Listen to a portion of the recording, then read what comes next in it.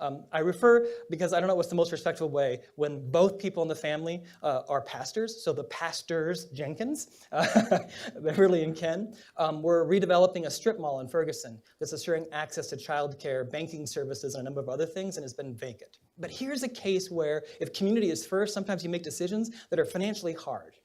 So this strip mall has been vacant for 12 years, and the community's been crying out for what it could be. And this church agrees to this redevelopment opportunity. And the landlord lives in another city. I'm being so polite to not name names, it just kills me not to. Lives in another city, and it had been vacant, and so they came up with the money, they raised the money, they say, we'll give you your asking price. And the moment he found out somebody was interested, he raised it by $1 million. And so they responded saying, well, okay, we'll move up the street. We could do it someplace else. And the neighbor said, no, we're not moving. You don't get to just move. This is our community. This is where we need these services. This is where we have to redevelop. So if that means we have to raise $1 million more, let's raise $1 million more because this is the community, right? If we had been purely real estate driven in the sense of the bottom line of the business model, right, we likely couldn't have or wouldn't have made that decision. But if we're going to be community driven and then tap into the community's willingness to help us meet that challenge, then we create centers and spaces the communities own, right, and have named as being important to them. I think that's a good example.